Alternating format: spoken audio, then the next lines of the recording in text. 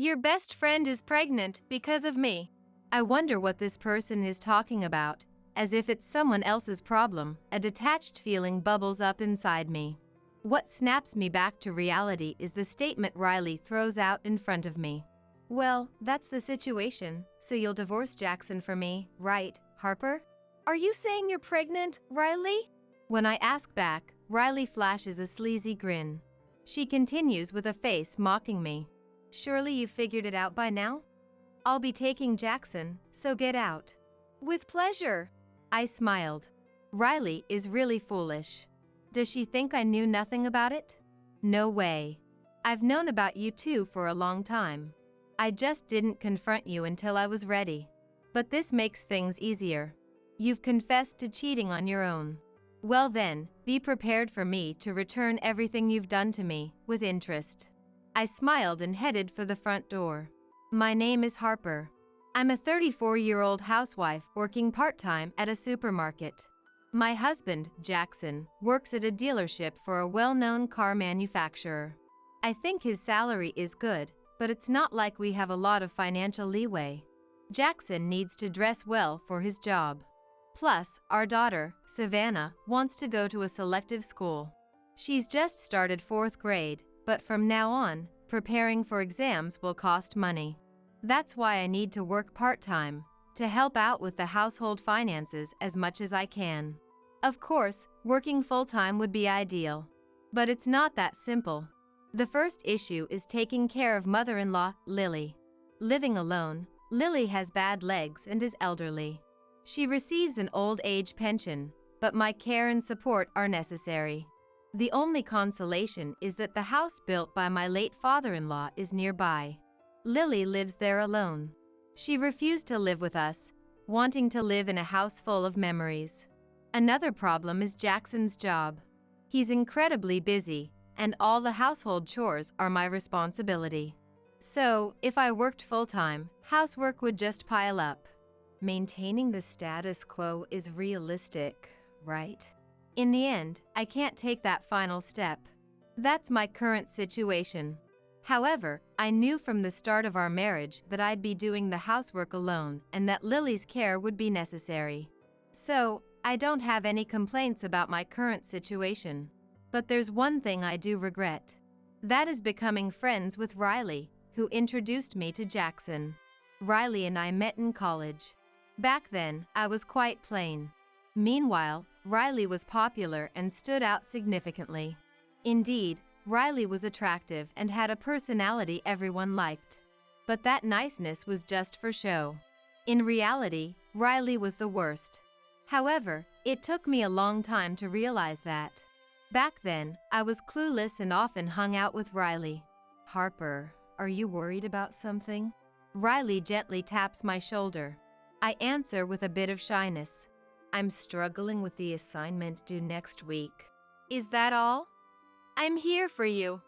I'll help, so let's do it together.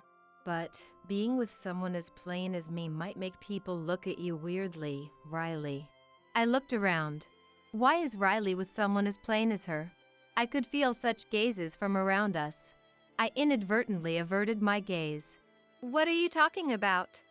Harper and I have been best friends since we entered school. Riley's words make the surroundings noisy. At that moment, Riley casts a stern look around. What? Is it strange for me and Harper to be best friends? I see students shaking their heads with a wry smile. Seeing that, Riley pulls me close and declares, "We may be complete opposites, but we're best friends. Everyone, please be nice to Harper too." Ah, I get it. Such words can be heard. And with that, I gradually became accepted.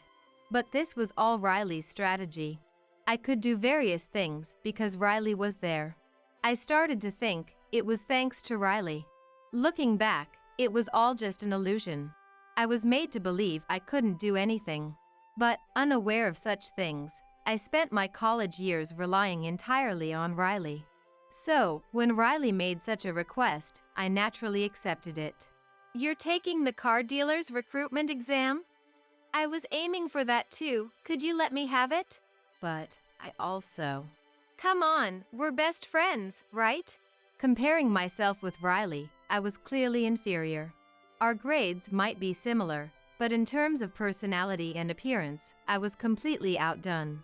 Even if we took the exam or interview together, I wouldn't be hired. That thought crossed my mind, and I quickly backed down. Maybe I should go for a bank then. You should. Harper, you're more suited to be a banker. Eventually, Riley got the job at the car dealership. I became a banker. Frankly, it all went according to Riley's plans. But back then, I didn't think so. I was grateful to Riley for giving up the job opportunity, allowing me to secure a stable position at a bank. Soon after, Riley approached me with this proposal. I have someone I want to introduce to you. Someone you want to introduce? A colleague from work named Jackson. I think he'd be a good match for you. Why not give it a try? If Riley says so, it must be right. I should meet him. That's what I thought immediately. After that, I met Jackson through Riley's introduction. Jackson and I started dating. Then, during one of our dates, Jackson murmured, "Harper is really a great person. I'd like to marry someone like you." Me? Really? But I can't ask you to marry me. Jackson sighed. When I asked why, Jackson began to share his circumstances. Jackson has a mom with bad legs. He worried about making his spouse take care of his mom. That was why he couldn't take the step towards marriage. It's okay. I don't mind such things. The job keeps me busy, and you'd have to take care of all household chores. Is that still okay? Yes, please leave it to me. I really liked Jackson, so I thought it was no big deal. That's why I married him, but that belief was betrayed. A few years after our marriage. It happened when I went to pick up Savannah from preschool. Charlotte, usually so cheerful, approached me with an unusually stern face. Hey, do you have some time to talk? Yes, I'm off from my part-time job today, so I have a little time. I have to do household chores once I get home. Taking care of Lily is important, but so is socializing as Savannah's mom. So, I followed Charlotte as she suggested. She led me to a cafe in the neighborhood. After we ordered, Charlotte began to speak. I saw something. As the kids started eating the cake they ordered, Charlotte shared her story with me. Recently, she's been going to a gym to lose weight. A few days ago, she saw Jackson there. Charlotte recognized him immediately since she had met him at preschool. But here's where the problem starts. Jackson was with a woman, and they seemed to be very close. Charlotte asked me with a grim expression, "Isn't that cheating? Cheating? No way, that can't be." Despite my words, I was shaken. Charlotte put her hand over mine, gripping the cup tightly. Why don't we check it out next time? If it's cheating, we might even get proof. The thought of confirming it was scary. But I couldn't just ignore the possibility of infidelity. After hesitating, I decided to go with Charlotte to the gym on the day she planned to attend. I left Savannah with Lily and left the house. I met up with Charlotte in the neighborhood and headed to the gym. We got in on a trial basis.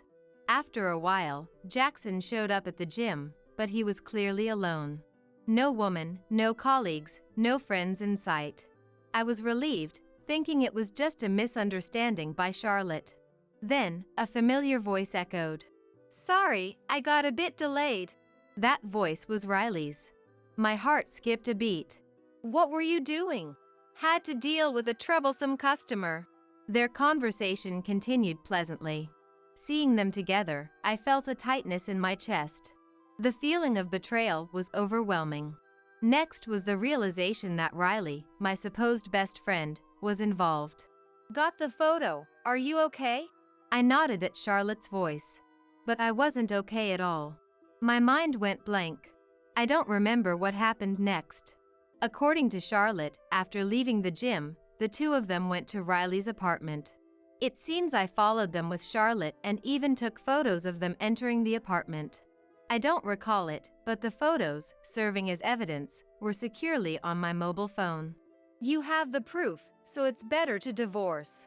Charlotte advised me, but divorcing right away wasn't the best move. Savannah is young, and I couldn't live on a part-time income alone. Just endure it for a while. Just a bit longer, then I'll divorce him. From that day on, I had a goal in my life: to stabilize my income and prepare my own financial foundation. To save up money bit by bit, so I'd be ready for divorce whenever it happened. I focused on those two things. But that didn't mean my heart was at peace. Every time Jackson came home, acting as if nothing was wrong, I felt like my anger was about to explode. Somewhere in my heart, I wanted to believe in Jackson. That's why I occasionally asked him things like this. "Jackson, why don't you take Savannah out sometimes?" "It's impossible. Being a car dealer means the days when everyone else is off are my busiest." He doesn't want to deal with the child. Child rearing is my job. That's the impression his face gave. I nodded in agreement. Right, of course. How about visiting Lily on your day off? I don't really have anything to talk about with Mom. But you can't take care of her usually. Caregiving is Harper's job. I'm not a child, I'll refrain from that. Jackson's tone grew firmer, perhaps a bit irritated. It seemed Jackson had lost his affection not just for me, but for Savannah and Lily as well. I felt disappointed but somehow relieved at the same time. Now I had no regrets. Those words floated through my mind. The following years were truly hell. Living with Jackson was just that, living together. Hardly any conversation, even less time spent face to face. And Savannah, as she grew, began to dislike Jackson. "I don't care if Dad's not around." That's what Savannah started saying. Then, one day, Jackson had to go to the headquarters for work. Just the right moment. I headed to Lily's house with Savannah. And during Jackson's business trip, Savannah and I decided to stay at Lily's house. However, the next day, I received a strange call from Jackson, who was supposed to be on a business trip. "I'm not at home. Where are you?" I'm at Lily's." "Not at home? What happened to your business trip?" "Just come back home right now," he said unilaterally and hung up. Puzzled, I headed home. As I entered, I could hear the TV from the living room. "Jackson, did something happen on your business trip?" I called out as I opened the living room door. At that moment, I saw Jackson and Riley talking. As soon as they noticed me, Jackson moved away from Riley.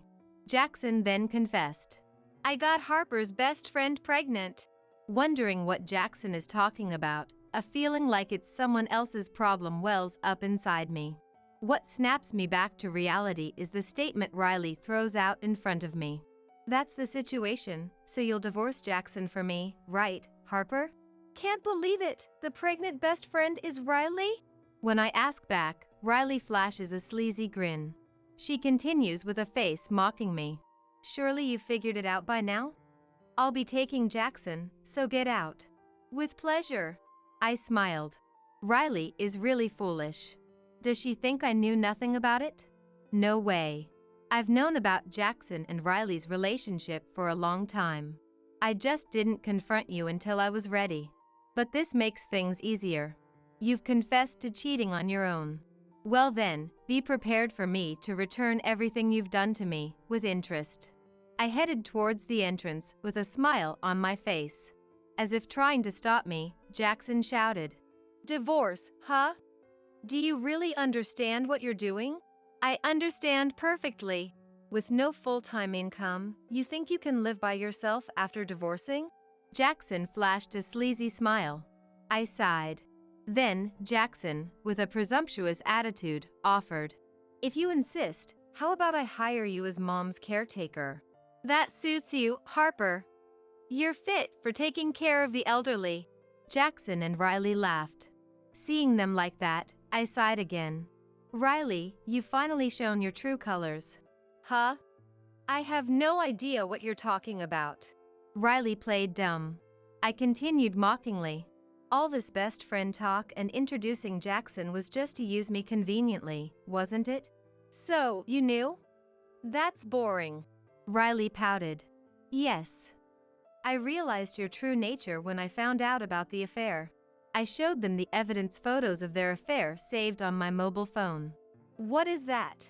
Riley rushed over and stared intently at the phone screen. Upon realizing the photos were of them, she shot me a sharp look. How long have you known? Years, maybe 5? Don't joke. Knowing all this, why didn't you do anything? Riley raised her voice. In contrast, I calmly replied, I was preparing for life after divorce, thinking you'd ask if I could manage on a part-time income. I smiled at Jackson. Irritated by my demeanor, Jackson suddenly started making a fuss. Then get out of the house quickly. I'll send your stuff wherever. No need. Most of my belongings are already at Lily's. At Mom's? Jackson's complexion changed. I continued, struggling to hold back laughter. Didn't you notice your wife and family's belongings gradually disappearing? That's a pitiful man in many ways. An irritated Jackson raised his voice. Enough. Then, there's nothing more to discuss. I'll be claiming compensation in the divorce court. I'll give you the divorce papers then. Do whatever you want. Be prepared. The cost of cheating isn't cheap. I looked back and forth between Jackson and Riley, then left the house. I headed straight to Lily's house. Savannah was preparing a meal at Lily's. Mom, what was that about? Well, I hesitated. Savannah is still a child. She might be shocked by her parents' divorce. Should I tell her the truth? I was hesitant, but Savannah calmly asked, Are we getting a divorce? If so, I'm for it. Aren't you shocked, Savannah? I don't need Dad anyway. Savannah's catchphrase. So, Savannah was pushing for the divorce. At this point, I finally realized Savannah's feelings. Savannah, I'm sorry for causing you trouble. It's okay for me, but Grandma. Savannah glanced at Lily. I turned towards Lily. Lily, about that. It's fine. Jackson is to blame, right? Yes, but... I looked away. Then, Lily patted my head. You suggested it the other day because you saw this coming, didn't you? Yes, but Lily... It's okay. I've made up my mind. Lily smiled kindly. I felt relieved and tears started to overflow. In fact, I had suggested Lily move into a care facility. Not because I didn't want to take care of her, but to ensure she wouldn't be in trouble when I divorced. So, I was glad Lily was positive about moving into the care facility. Discussions with the facility were already underway. All that was left was Lily's consent. Then, I'll proceed with the care facility arrangements. Please do. I nodded vigorously at Lily's words. The next day, I began various procedures. Looking for a new home, finding a lawyer, there was a lot to do. Especially important was finding a house for Savannah and me to live in. Comfortable living space was a priority. I contacted several real estate agents. 3 days later, my mobile phone started ringing. Who could it be? Hello? As soon as I spoke, a loud voice came through. How many times do you think I've called? Riley? I muttered, distancing the mobile phone. Yes, it's Riley. Harper, where are you? At a real estate agent. Why? When I asked, Riley's voice got even louder. A real estate agent? Are you house hunting with stolen money? What? Stolen what? Don't play dumb. The debit card Jackson gave you is empty. I composed myself, realizing what she was talking about. Then I calmly told her the truth. There was never any money in it. We were living paycheck to paycheck. Don't lie. Our company pays well. You shouldn't have trouble with living expenses. Riley's loud voice hurt my ears. Look, no matter how good the salary is, if you're supporting an affair, it's naturally not going to be enough. What do you mean? Still don't get it? That's because... I patiently explained. Actually, Jackson had been splitting his salary in two. One part for supporting us. The other was for Riley. It seemed that about 70% went to our household, and the rest was for Riley. I found out about this after discovering their affair. Wanting more evidence, I hired a professional to investigate. That's when I found out about the salary issue. When I told Riley this, she raised her voice even more. What? You lived on 70% of the salary? That's impossible. Stop lying. That's why I worked part-time. That is. Riley suddenly fell silent. So, there's no money. But you have money, right? Then give it to me. I was dumbfounded. But I couldn't just let it go without responding. I only have the money I earned myself. If you have a complaint, I'll add it to the settlement. Addition? The compensation I'll claim from the affair partner. I was considering the standard amount, but since you seem to have a complaint, I was cut off as the call ended. After that, Riley wouldn't answer any of my calls. I thought she would reflect on this, but it seemed not. The next day, Riley called again. As soon as I answered, Riley raised her voice. Where did you hide it? Ignoring my calls, and now what are you talking about? That woman. Where did you do it? Who could she mean? Not Savannah, so what does she want? As I was thinking, Riley couldn't hold back and started shouting. Jackson's mom. She has money, right? She's not at home. Where did you hide her? You mean Lily. Where is she? Tell me. Riley screamed. She seemed quite desperate. Realizing she intended to beg Lily for money, I refused. Sorry, but I won't tell you. Why? Lily has money, right? If that's not possible, then sell Lily's house. Riley's greed poured out. Take Lily's money. If not, sell Lily's house. That way, she could get money. Riley repeated such things. I sighed and asked Riley, "Are you sure you want me to hear this?" It doesn't matter. Once the divorce papers are filed, Harper will be a stranger anyway. That might be true. But Riley didn't seem to consider what would happen if I told Lily. Was she really that reckless with spending? I was puzzled. But then, I decided to change my approach. To avoid the hassle, I'll tell you about Lily. Then you should have confessed from the start. So, where is she? In a care facility. I gave Riley the address I had noted. Eventually, Riley started laughing. I'll go there right away and start the process to sell the house. That's impossible. What? Are you upset? Not that, the house is already gone. At that moment, Riley's laughter stopped. Riley hesitantly asked me, "What do you mean?" Actually, Lily sold it. To pay for her care facility admission. What? Sold? That was when I suggested Lily move into a care facility. Lily immediately refused. The reason was the lack of funds for admission. So, I proposed selling the house. Lily was hesitant but soon made a decision. That's how Lily's house was sold. However, I didn't want Jackson to catch wind of the situation until I brought up divorce. So, Lily continued living in her house, waiting for our divorce discussions to begin. That's how we got to the present, after Jackson told me to leave. So, Jackson's mom doesn't have any money?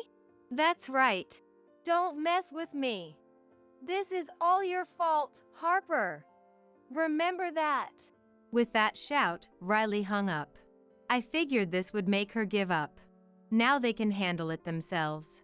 With that thought, I methodically proceeded with the divorce procedures. First, I hired a lawyer to claim compensation in the divorce trial. I was sure they wouldn't agree. But surprisingly, they accepted the amount proposed by the lawyer. Then, through the lawyer, I received the compensation for the divorce trial. I also signed the divorce application and had it delivered to Jackson. Jackson apparently signed the divorce application willingly, and I was able to successfully divorce. It took 3 months for the divorce to be finalized.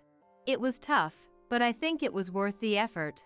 Feeling relieved, I went to thank the lawyer. That's when I was handed something. A wedding party invitation? It was an invitation to a wedding party, given to me by Riley, who didn't know my home address. Was I being invited as the pathetic woman who lost Jackson? I was about to tear it up right there, but I hesitated. Jackson's associates would be at the party. That's when I conceived a plan for revenge. So, I contacted that person. Sure enough, they had also received an invitation. That's why I went to the wedding party. The venue was a hotel banquet hall. It was called a party, but it was essentially a reception. They really went all out despite having no money. As I was pondering, a voice came from behind. "Thank you for coming." Turning around, I saw Riley in a dress, with Jackson by her side. "If you were going to do it this big, you should have had a wedding." "Sorry. I couldn't wear a wedding dress because I'm pregnant." Riley was heavily pregnant, seemingly close to giving birth. She wanted to demean me even in such a condition? I averted my gaze and responded, "Right. But I'm glad you came. I didn't think you would." Riley feigned tears. "Don't cry." I knew, but I said it anyway. Looking around, I noticed people averting their gaze. Riley must have said something convenient for her. The surrounding stares felt oddly cold. If that's how they wanted to play, I was ready to go all in. A fire was lit in my heart. Pretending to comfort Riley, I searched for that person. Soon, I found them. "Ah, sorry. I see someone I know." I quickly left the scene. For some reason, Riley followed. But this was expected. Riley would follow to mock me. Thinking this, I decided to leave. Then, I approached the intended person from behind. "Sorry to keep you waiting." The person turned around in response to my voice. It was Charlotte. "You're already here?" "Yes. I was just saying hello to my ex-husband and former best friend." As I indicated the two, Jackson started to panic. Thank you for coming today. But why is Harper's friend here?" "I'm here with my husband." "By the way, you've never met my husband, have you?" Charlotte smiled and pulled the arm of the man next to her. At that moment, Jackson's face turned pale. Charlotte introduced her husband to Jackson. "This is my husband, Lucas. He runs a supermarket and is a client of your company." "Ah, Mr. Garcia?" Jackson looked down, visibly shaken. In fact, Charlotte's husband, Lucas, was a client of Jackson's company. Not only his own car, but also the car Charlotte drove was purchased from Jackson's company. Furthermore, Lucas had referred his supermarket employees to Jackson's company as well. Thus, Lucas was an important client for Jackson. No wonder Jackson was flustered. Amidst this, Charlotte introduced me to Lucas. "This is my friend, Harper. She's helping me run an investment company." The moment Charlotte said that, Riley's complexion changed. "An investment company? What's that?" "Just what it sounds like. Jackson's salary was low, so I've always been investing." This was right after I found out about Jackson and Riley's affair. I realized I needed a stable income to divorce. That's when I started investing, something I took up after getting married. Being a former bank employee, I had some knowledge of investments. Increasing my investment paid off greatly. In no time, I was able to invest steadily. After sharing this with Charlotte, she became interested too. So, we started investing together, and eventually, our other friends caught wind of it. We decided to turn it into a company. And that's how we started our business. That's why, after the divorce, I started working at the investment company. I have an income, and divorcing was the right decision. What is that supposed to mean? How about you, Riley? Did you manage to find any money? When I asked, Riley turned away, visibly frustrated. I continued with a laugh. Financially, it's even more of a hardship now. Because, with Jackson in such a state, you know. I pointed to where Jackson was desperately apologizing. It seemed Lucas was scolding him. "I'm sorry. My affair is to blame. I'll be honest, so please continue to." Despite his earnest apologies, Lucas seemed uninterested. In the end, the apology was meaningless, and Jackson was abandoned. After losing an important client, Jackson found it difficult to stay at the company. He was the subject of rumors among his superiors and colleagues. Unable to bear such a life, Jackson resigned. Meanwhile, Riley, pregnant, pressed Jackson for a divorce. However, she couldn't work while pregnant. Reluctantly, they decided to divorce after the birth. Currently, they are in the midst of that divorce trial. For the trial, Jackson has been working at a construction site, and Riley appears to be working at a club. It seems they are using the money they've worked so hard to earn just to insult each other in court. I heard this story from Lily. In fact, I've been visiting Lily even after the divorce. Savannah is still Lily's granddaughter, after all. Savannah herself is facing exams next year. Mom, is it okay if I take the exams? Are we okay with money? Of course. I'll work hard, so you need to work hard too, Savannah. Yeah. I want to be like Mom, so I'll do my best. Savannah is the reason I was able to keep going. I met my true friend, Charlotte. All my happiness is thanks to Savannah. I want to do anything for Savannah. I strongly felt that way. Hard making terrible food when the family's all gathered? Come on. After just one bite of the meal, Osborne flipped his plate and the food onto the table, filling the room with his angry shout. All the relatives gathered looked shocked, staring in Osborne's direction. None of them had ever seen someone throw food on the floor like that. They must all be feeling the same way. Hey, what are you doing? It's your fault for making such awful food. Calling yourself a housewife and then making this kind of slop when it matters. Who could eat this? Osborne snickered through his nose. I looked at him with pity. I didn't make it, though. What? Osborne froze, making a foolish sound. Now's my chance, the perfect opportunity. The chance for me, who's been oppressed till now, to fight back. I took a deep breath and calmed myself. My name is Shelley, 32 years old. I used to work for a condominium management company until I got married a year ago and resigned to become a housewife. I would have continued working if not for my husband Osborne's strong insistence that he wanted his wife to be a housewife. I listened to Osborne's request and left my job. Truth be told, I would have liked to work a bit longer, but considering Osborne's income, I figured we could live comfortably without me needing to work. Osborne works for a major consulting firm. We met through work originally, and as we saw each other more because of our shared responsibilities, we became a couple and eventually got married. Osborne had been hopping from one consulting firm to another right after graduating from college, so he was skilled and had a way with words. During our work together, I was impressed by his professionalism and made the first move. I never thought a man like him would be interested in someone as average as me in both looks and abilities, but to my surprise, he reciprocated my feelings. I was so happy that I couldn't stop bragging to my friends about our relationship. My friends seemed fed up, but I was convinced that this was the peak of my happiness.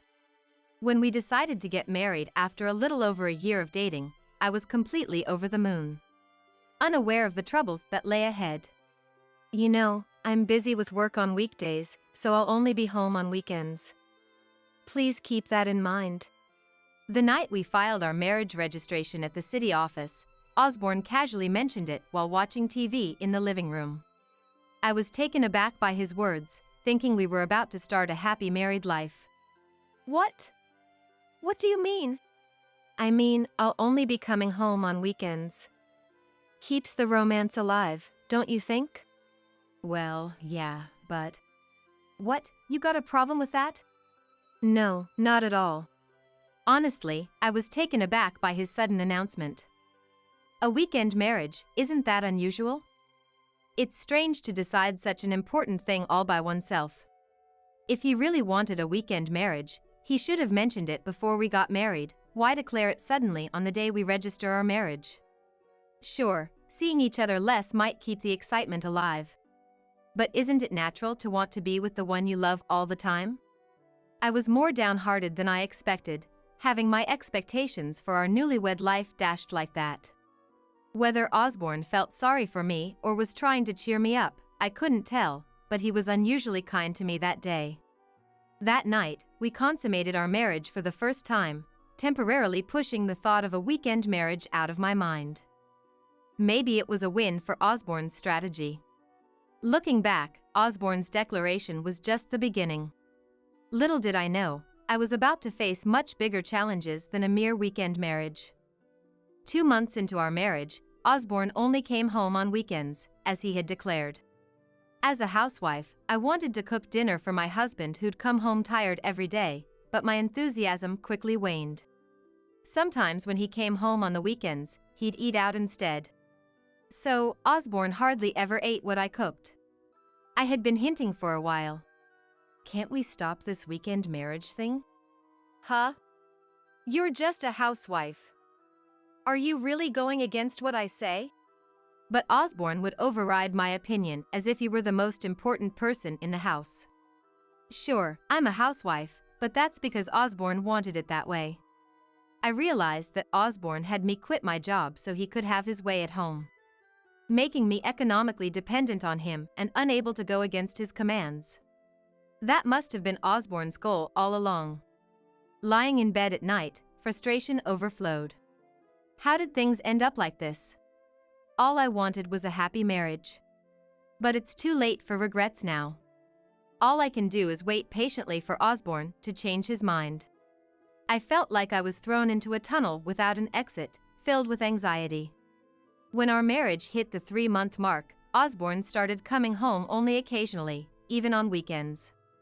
This wasn't what we agreed upon. With us barely seeing each other, what's the point of being married? Can we talk about our life together again?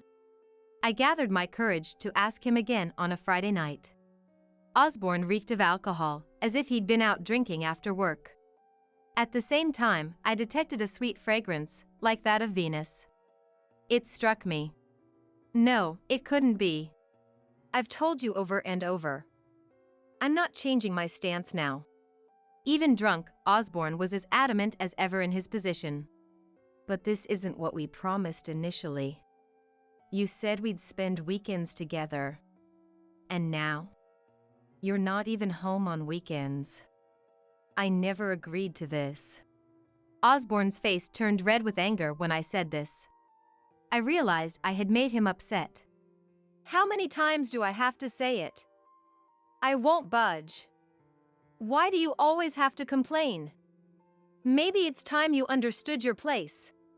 Osborne's attitude, so different from before we were married, not valuing me at all, made me go from angry to just sad.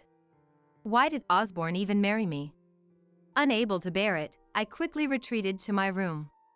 When I heard Osborne getting into the bath, I crept out of my room and sneaked into his. I didn't want to do this, but I couldn't stand being at a disadvantage anymore. I frantically searched his room for any evidence. Months went by, and our situation remained almost like a separation. I stopped saying anything to Osborne, who hardly ever came home. Something else was on my mind now, so I decided to live quietly for the time being. Then, one day, I received a call on my mobile phone. The caller was mother-in-law, Marjorie. I haven't seen Marjorie since we met for marriage introductions. I picked up the phone, wondering what she wanted. Hello? Shelley, it's me. Marjorie, hi. What's up? It sounded like Marjorie was in a supermarket, with the bustling noise coming through the phone. New Year's is coming up. You'll be coming to our place, right? All the relatives will be gathering, and we'd love for you to join us. Oh, you're talking about New Year's? Yes, I'd love to come. More importantly, Marjorie. I wondered if Marjorie knew something about Osborne and decided to probe. Have you spoken to Osborne recently? Osborne? Oh yes, we've talked several times. I've been reaching out because I'm concerned about him now that he's finally married. He says his married life is going well. What? I was puzzled by Marjorie's statement. Married life is going well? Was that something Osborne told Marjorie? How could our weekend marriage be considered going well? Then it hit me. Osborne must be deliberately lying to Marjorie, making it seem like our marriage is all smooth sailing. Marjorie, being the caring yet overprotective type, adored her son. I could tell from our first meeting and the way she talked about him. No offense, but I think everything Osborne has told you might be a lie. To be honest. I explained to Marjorie that Osborne had declared from the beginning of our marriage that he would only come home on weekends, and recently, even those days have become less frequent. What are you talking about, Shelley? Osborne would never do such a thing. How dare you try to deceive me with lies? Who do you think you are? Marjorie was furious, raising her voice over the phone. I sighed, thinking, as expected. She only believes Osborne's words. She wouldn't doubt that Osborne could be lying. If anyone speaks ill of Osborne, even if it's his wife, she'd go all out against them. That's her way. I'm not lying. If you're concerned, I can record what goes on in the house for a month and show you. Frustrated at being made out to be the villain despite suffering because of Osborne, I snapped back at Marjorie with my suggestion, but she utterly dismissed it. There's no need for such an embarrassing act. You're the worst kind of daughter-in-law. And with that, she hung up the phone. I had a feeling it might come to this. My father-in-law is a man of few words, so I can't tell what he thinks of me, but Marjorie probably just sees me as a convenient wife for Osborne. Knowing this made me feel weary of continuing this charade of a marriage with Osborne. I decided it was time to put into action a plan I had been considering for a while. The day arrived when Osborne's family was gathering at their home for the new year. Unsure of what would happen, I was determined to do whatever I could. I was quietly fired up inside. As the new year dawned, I went with Osborne to his parents' house as planned. Before leaving, I made a crucial call to someone. Man, going to the family home is such a drag. Osborne got ready and left the house reluctantly. Upon arriving at his parents' house, we were greeted by Osborne's parents, aunts, uncles, and cousins. A woman, who seemed to be a housekeeper, was preparing food in the kitchen. She wore glasses and a mask, and understandably, she didn't join our conversations, focusing on her work instead. With so many people around, it was hard to keep track of everyone. Oh, Shelley, welcome. Marjorie, still probably distrusting me after our phone call, greeted me without a hint of warmth in her eyes, despite her welcoming words. Forcing a smile, I lifted my stiff cheeks. Happy New Year! And managed to put on a smile. After that, Marjorie and I barely spoke as the meal preparations went on. I helped in the kitchen as well. My father-in-law remained his usual silent self, sitting on the sofa and reading the newspaper. Once the meal was ready and I had finished serving, everyone began to eat. I noticed Osborne picking up a dish of stew. And just as I was about to reach for some rice, feeling hungry, he exclaimed, "Making terrible food when the family's all gathered? Come on!" The sound of porcelain hitting the floor made everyone's shoulders jerk. Osborne, having flipped his plate and the meal onto the table after just one bite, filled the room with his angry voice. All the gathered relatives looked at him in shock. Never having seen someone throw food on the floor like this before. They must all be feeling the same way. Hey, what are you doing? It's your fault for making such awful food. Calling yourself a housewife and then making this kind of slop when it matters. Who could eat this? Osborne snorted through his nose. I looked at him with pity. I didn't make it, though. What? Osborne froze, making a foolish sound. Now's my chance. This is the perfect opportunity. The chance for me, who's been oppressed till now, to fight back. I took a deep breath and calmed myself. What are you talking about? You were in the kitchen preparing the meal just now. Osborne looked at me, confused, and snorted through his nose. True, I was in the kitchen. But the housekeeper was there too, right? I was just setting the table. The housekeeper made the meal. Right? I directed my gaze towards the housekeeper, who was supposed to be resting in the back room. Seeing the housekeeper, who had unexpectedly appeared, all the relatives were taken aback. Yes, that's correct. See? And just so you know, I invited the housekeeper. Let me introduce her. This is my mom. The housekeeper, no, mom, took off her glasses and mask. Osborne and his parents were shocked to see her face. They obviously knew Mom and were surprised to see her here. Weren't you the housekeeper Osborne hired? No. Like I'd arranged that. It seemed Marjorie had assumed Osborne had hired the housekeeper, and now she was trembling. Hey, Osborne, you know what my mom does for a living, right? She works at a traditional Japanese restaurant and makes delicious meals every day. But today, she made the dishes lighter for the family. Why did you think I made the meal? Because you were in the kitchen until just now. Osborne raised his voice in frustration in response to my question. Indeed, from an objective standpoint, it might have seemed natural for him to assume that I, having been in the kitchen, had cooked the meal with my mom. However, what Osborne, who hardly ever ate my cooking, didn't realize was that my cooking style is quite different. Unlike the meal my mom prepared today, which was light in flavor, my dishes tend to be richer and more robust. I prefer my food with plenty of soy sauce and mirin, making it quite flavorful. That's true. But the main reason is that you've hardly ever eaten my cooking. Huh? What do you mean? Everyone except Osborne, confused by the situation, widened their eyes. Osborne's face turned pale, and he froze on the spot.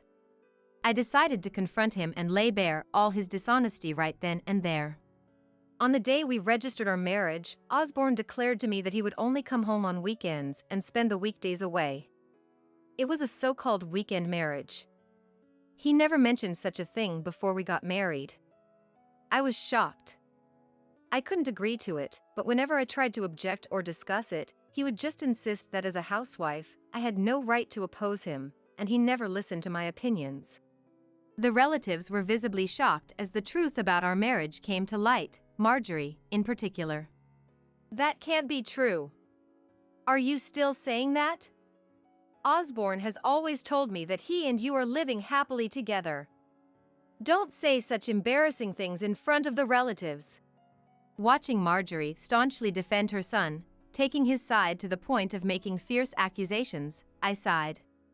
It was almost time. Time to reveal that secret. Just as I was bracing myself, clenching my fists, a voice came from the entrance. Osborne? Are you here? The voice of an unfamiliar woman caused all the relatives to startle. As one of the relatives exclaimed in confusion, the door swung open, and a young woman peeked in. Dressed in a short skirt, sporting bright red nails, and with glossy hair, she looked to be in her 20s. After scanning the room full of people, she widened her eyes in surprise. Huh? She uttered, sounding confused. Osborne? What's going on here? She called out to Osborne in a sweet voice, looking around bewildered. It was clear that everyone except me was struggling to grasp the situation. Noreen, why are you here? Osborne's expression, filled with surprise, only added to Noreen's confusion as she tilted her head, unable to understand the situation. What do you mean, why? You're the one who called me here. You said you wanted to introduce me to your family because we're getting married. What? When did I say that? 2 weeks ago.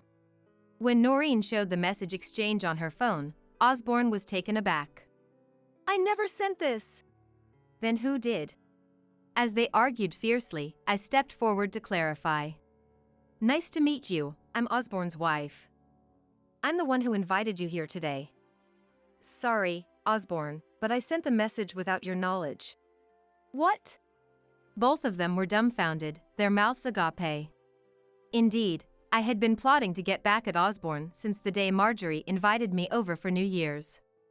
2 weeks ago, while Osborne was taking a bath late at night, I snuck out of the bedroom and grabbed his phone. It was clear from their frequent exchanges that Noreen was his affair partner.